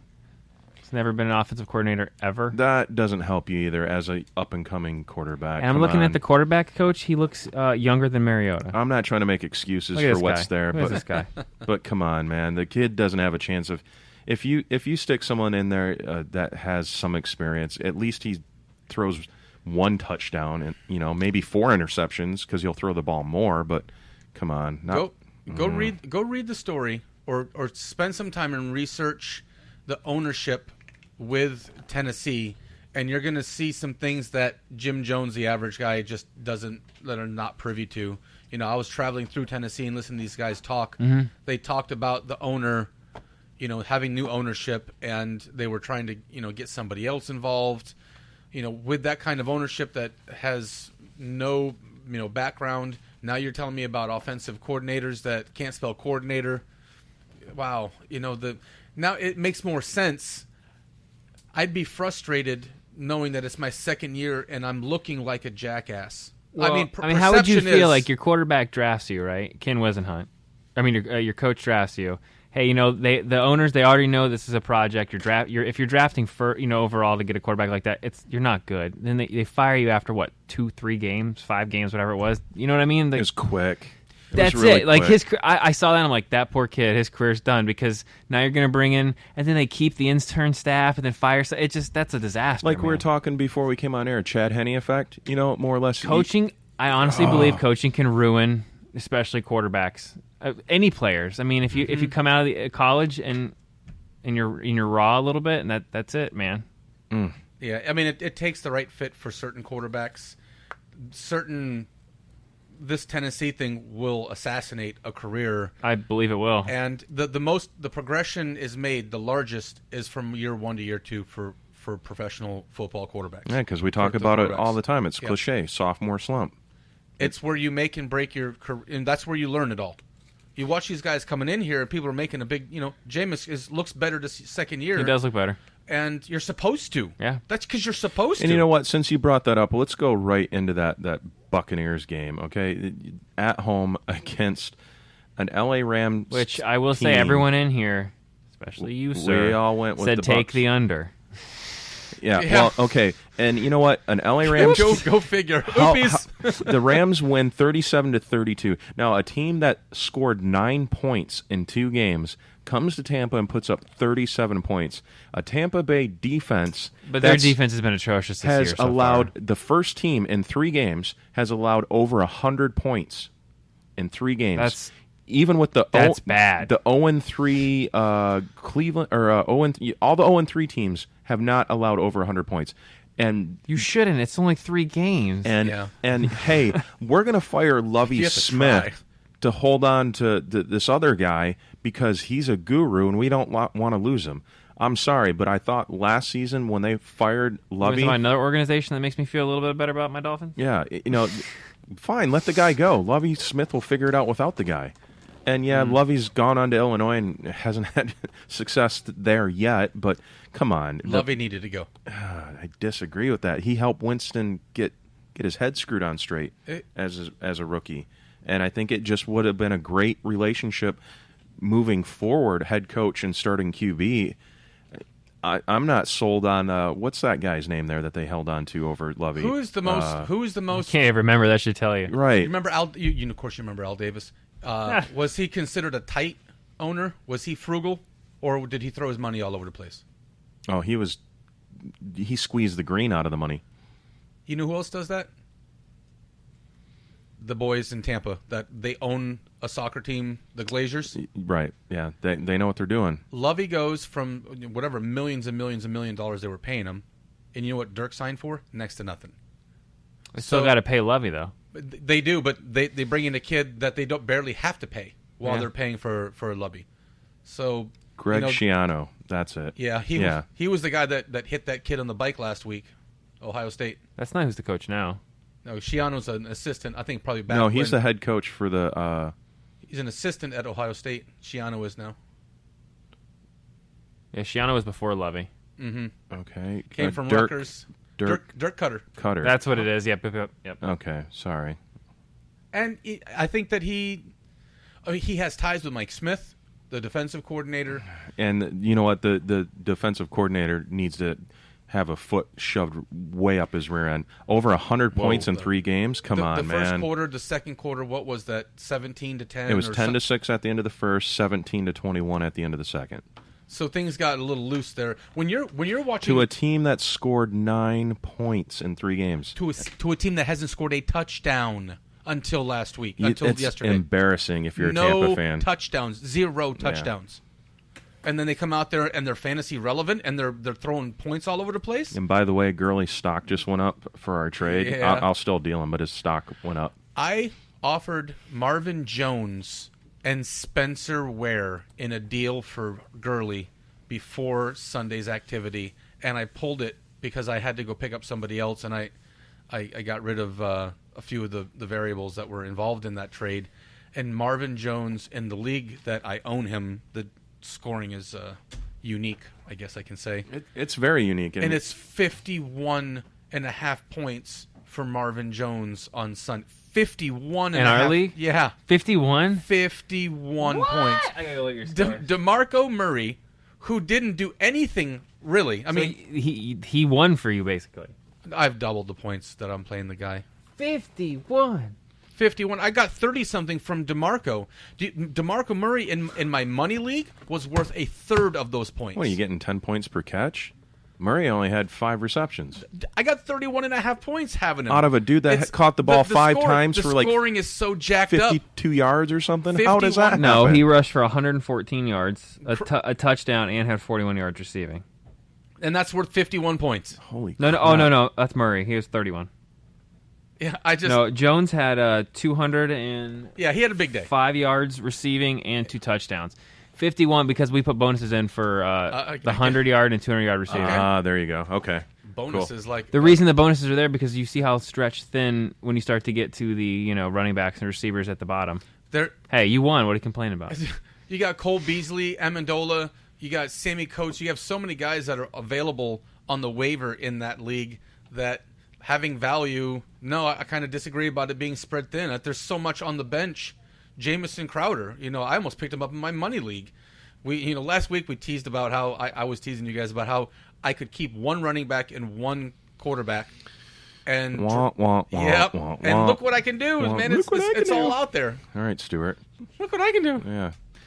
Moving on, 51 points.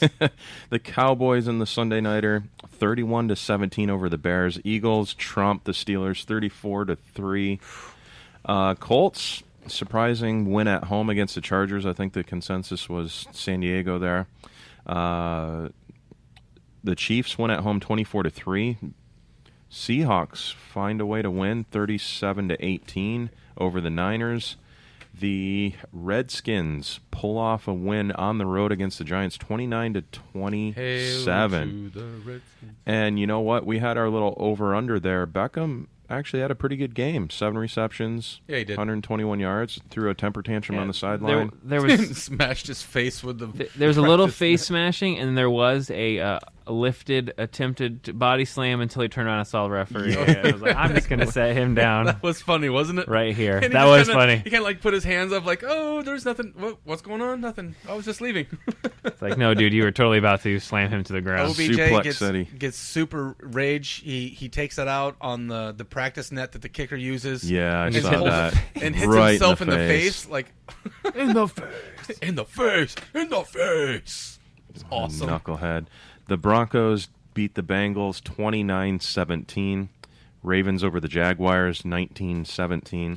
Denver does not have the hangover from last year. No, they do not. No, they are dangerous. They're dangerous. 3-0. Heaven forbid that kid can learn how to throw a football. He's starting to. And that happens more than it doesn't. If you could take 2 touchdowns a week from that guy, you'd win everything that you wanted. They'll go undefeated at that rate then. Man. Literally. If we had to revive, you know what we should do next week? Just an idea. After a quarter of the way of the season, we should go back over what we've all predicted and kind of revise. Yeah, that'd be cool. Watching preseason, the pregame stuff, Emmanuel Sanders, came right out and said, "Yeah, I want the ball more, and I want to score. I want to be on ESPN." That's his words, But I'm a professional, so I want the team to win first, and I believe him. He wants the team to win first, but they all love the noise. They love the cheers. Brian Gould. And he's running around and he's jumping up and down doing dances, and he hasn't done that in weeks. And all of a sudden he gets right. And he got right. He said it, and Thomas said the same thing, and they fed him. They fed him, and they thrived, and they were excited. You could see the smiles on their faces. Yes, finally a touchdown, man. Thank you. It's been 3 weeks. They were talking about how to get rid of him. You have Emmanuel Sanders, who's worth nothing fantasy football coming into the week. You have Demaryius Thomas, who's worth nothing coming into the week. Michael Crabtree or Demaryius Thomas? Crabtree. You see? And that's shameful for you to say. Because I wouldn't even say no. Crabtree went off this weekend. No, I agree with you. Yeah. I agree, but a year ago, Demaryius Thomas is a top 10 wide receiver altogether. Absolutely, no, right. So both these guys who are prolific wide receivers with a good quarterback are ready to jump off a building. So they had some relevancy again this weekend. They were happy for them. Ravens beat the Jaguars 19-17. The Dolphins knew that was happening. Jags suck. Took it to OT against coaching the Browns. again, by the way. Jaguars problem. Yeah, don't get me started about the Dolphins. Man, 30-24. If they anybody won. watched that game, which they won, the officiating was about as garbage as I've seen in a while. Why is this a common trend? It seems like we talk about it almost every day. I can complain because we won, and I'm telling you, it was bad. It's bad. Brian, I text a buddy of mine at the beginning of the game, and this is how it went. Second I got the text. Oh, Jay, you got a text as well? The first Miami is playing defense. They get the ball. The first, not to be confused with any other snap of the game, the first snap for Miami, Ryan goes back and throws an interception right as I sent, man, this is going to be awesome. You guys are going to kick some ass. It is picked off. Harry returning the ball. And I just put my phone down real quietly. And I just put the phone down, and I didn't touch it for hours. Jay finally replies to this guy I know named Jay. It's not even the one across the table. And he's like, oh my God, I hate you. Just stop talking to me about because a kiss of death. Man, I you know what? It's funny because I had a similar conversation about the Florida game the day before. The Gators, go Gators. First and last time you ever hear me say that, and don't ever say it again. You see what happens? Ever again? They mean it. And then all of a sudden they lost. And they'll blame you because, of course. Oh, I don't blame you. Just Just me. Just don't do it. No, the Dolphins, thank God, pulled it out. That was about the only positive sports thing. Man, what the heck there? It to me, it should have been a lopsided win, but Pryor, who? Terrell Pryor. The old Buckeye came out of nowhere and said, "Hey, I can ball." Yeah, he might be starting next week at quarterback. And if he does, that's kind of not should be. Yeah, that's not a bad idea. Even if as that an Kessler experiment, kid was not ready for the NFL. No. His numbers might look pretty. Those were a lot of underneath check down pass. He looked lost, and he looked unconscious after a few of those hits. Now, Pryor pans out. Does the Cleveland season turn around? Do you still have hopes for Can an I say this about RG3 to come Cleveland, back though? later? I think they aren't the dumpster fire that we think they are. They After- put up a fight against Baltimore. Yes. They put up a fight against Philly. And Miami. And they pushed Miami to overtime. So maybe the coaching there's gotten a little better. They just don't have any parts. You think that was that one thing they finally found it being in Pryor? Like, okay, there's the click, the boom. I still don't know if he's good enough like you're talking about. I think now for the change of pace, Wildcat-ish, running back and forth, he might help for short term. Antoine Randall L. Yeah, I just don't like think that. he can. I don't think he's ever going to be a successful starter. That was another quarterback. That was a wide receiver. Maybe just in the short term they might have some hope. Oh, yeah, because no one's seen film on them running that way. Yeah, I could see it helping for 4 or 5 games. Last week we're talking about Cleveland should just chalk it up and just look forward to next season and drafting. Now you've got you've got this kid, and you still got RG3 on the back burner coming back. What I saw from Pryor, he was not scared. He wanted the ball. Oh no, he's like, ball. Let's go play, and that's what I felt. A receiver suits him better. He goes up for. He's not scared to get dirty and get hit. He needs to be a receiver. He was ready to play football, and people could feel that, and they're going to feed off that. I'm not a Cleveland fan. No. I was cheering. I wouldn't say cheering for them. I'm hoping that they have a better season. Well, here's the thing. He said, "Can they get better?" You got Washington next, followed by the Patriots. Ouch. So there's probably 2 losses. Then the Titans. That's a winnable game. Very. That could be a winnable game. Then you got the Bengals, the Jets. As long as Fitzy's playing, then they have a chance. I think then Cowboys, then Ravens, Steelers, Giants. They've got a tough schedule. How did they trip into that? Oof. Like you've got 3 really tough games, 1 you got possible, Steelers, and then 3, 4 more. Baltimore, Pittsburgh, and Cincinnati. That's 6-year games right there. All in your division, and ouch, man.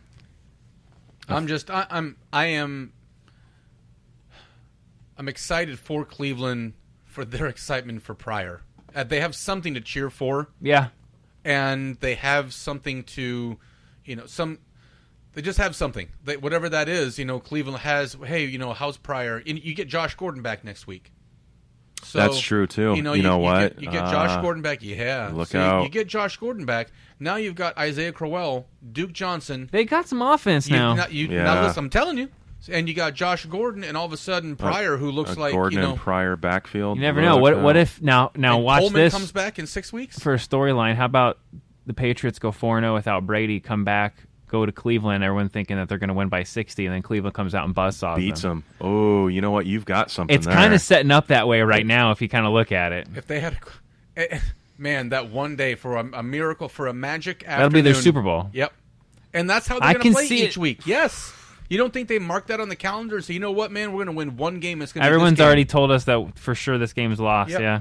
Doesn't matter about the rest of the season. It matters about that game right there. Let's give them the business and be on SportsCenter for 12 hours. They did that to New England a few years ago. Remember? Did they? It was like 4 or 5 years ago. Cleveland came out. Yeah, I don't know if they ended up winning the game, but they put like 40 points on. They came out of nowhere. Oh, who was throwing the ball? Derek Anderson? It might have been Anderson. I'm going to look that up now. But Josh Gordon's the truth. And when Josh is out there, he is a top 5 wideout when he's not high. And he's the man. You have Coleman breaks his arm. We got to see how that whole paternity, mother, whatever suit thing that he's got going on. Remember, he had the warrant for his arrest for skipping out on a child support hearing. That ain't my baby. Yeah, that could plague him even more so. It was 2013. They lost New England 27-26. Was it Anderson? I want to say it was not. Campbell. Yeah. Jason Campbell. Yeah, the Auburn quarterback that we drafted. Wow. We can have him. Ouch. So good weekend so far, and then of course we got tonight's Monday night game. New Orleans and Atlanta. We all took New Orleans, but we got the side bet here. Me and Murdoch. I've got the Saints and the under in that game. Let me know if that works. There you go. You clown shoes. Yeah. Loving it. Yeah. For what reason? I mean, are they only allowed to play? Do they have more defensive players on the field than the other team? What's the reason? They've got the Brian Gould stomach it factor on their side. By the way, 2010 when they played them before, Colt McCoy was a quarterback. They beat New England 34-14. Colt McCoy. Give me some Colt McCoy. So the last two times they've played them, they've lost by 1 and destroyed them. Just some recent history. 2 different quarterbacks and everything. They can hang with them. And then you've got these 2 offensive threats for that game. Gordon and Pryor, look out. Oh, that made me so happy. And that over-under is 53.5 when we made that bet. I don't know what it is now, if it's changed or not, but assuming that it probably has. We referenced the Atlanta-New Orleans game from years ago, about an hour ago? And I'm just peeking at the ESPN deal, looking for some information about the game, and their first sentence says 10 years ago ... on September 25th ... the Louisiana Superdome was the scene of the iconic moment in NFL history. So they're I'm telling you, the Saints are going to come out. Oh God. Oh God. Oh God. Do you know that Drew Brees is going to look like he's 27 years old tonight. Purdue? He's come out his moles. Don't get me started with Purdue, okay? Screw Purdue and their stupid quarterbacks that transfer. Purdue. First half, he looked like an SEC quarterback. Second half, he should have stayed at Purdue. They looked so good in the first half, bro. They looked so good. It was so dominant. I almost felt bad for Tennessee. They were scared. That's why they were dropping the ball. They were all so tight. They were choking. You need to hand out some water. And Did you see the were flop? A world beater. Did you see the officiating was bad? Did you see the flop? The flop was silly. That was, and they ejected the guy over Miami that. flop. Get away from me! And then the dude. It was. He did a somersault. It was Sonny Liston, is what that was. It was a phantom punch, Brian. If you didn't see it, no, I didn't. Dude, it was bad, Brian. And not just a Gator fan saying that. It was bad. I'm not a Gator fan. So what was the setup for it? He walked over, like he was talking trash to the one Gator player who guaranteed they were going to win. He's running his mouth. The Gator literally just kind of threw his hand, like, get away from me, talking, literally like that. Touched him on his shoulder. The guy did like a cartwheel somersault into the ground. It was a soccer flop. And they ejected him. Of all time. You know the commercial? They ejected the guy that... The Gator guy. Yeah. Yeah. The beer commercial where you saw the guy fall backwards. Our best defensive player. The Florida guy with the duck in a truck, and that dude. Let me see if I can find that for you. Is talking to the Tennessee DB and like flinches. He doesn't even he doesn't come at the guy or make a move. He goes like that, and the dude from this far away, from you and I, and he flops down like you just hit him in the face like with a 2x4. chair shot. Oh man! And the ref like bought a it. Chair shot. They bought it. It was exactly. That was perfect. You haven't seen it, and you nailed it. Wait until you see this. It was shameful. And they didn't allow him back in, and that was the sad part. All right, let me see if I got video for this, Brian. Okay. There you go, Brian. Here we go. Let me see if I get You'll be able to see this now. Hold on. And tell me the rest of that. Hello. All right, so here's the overhead view. It's Okay. gonna be small. What just happened? Hold on. All right. So look, turns around. Get away from me. See, Tennessee guy instigating it. Get away from me. See, didn't even touch him. Holy crap. Get away from me. Ejected from the game. And where the ref was positioned from the backside, It probably looked like he punched him or something. Right. He sold it. How can you not at least say review that on replay? Ready? Doesn't even make contact. Look at that. Aren't they supposed to review ejections, to make sure? You'd think so. They are, because they reviewed something in the Michigan game when the Penn State player. They got one of the defensive guys for targeting, and it wasn't targeting. He was just, pass was being thrown, and he was bending over to catch the ball because it was at his knees. Mm-hmm. And as he bent over, his head made head contact with the Michigan player doing the exact same thing.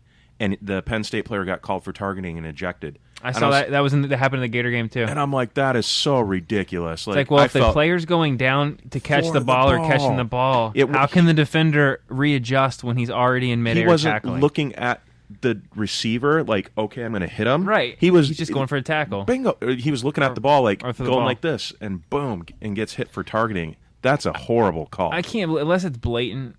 I mean, like blatant, like head spearing, blatant. I can't believe they can get to call that. Again, that should have been reviewed, especially if you're going to eject a player. I thought automatically if you're going to eject a player, it gets reviewed. Wouldn't you think so? Yeah. That you take a minute and you talked and confer with someone else that wasn't hidden behind a guy? He didn't touch him. Yeah, I don't think that guy really had anything happen. Oh, he's out. I'd be the head coach that would get ejected throwing my clipboard at a referee.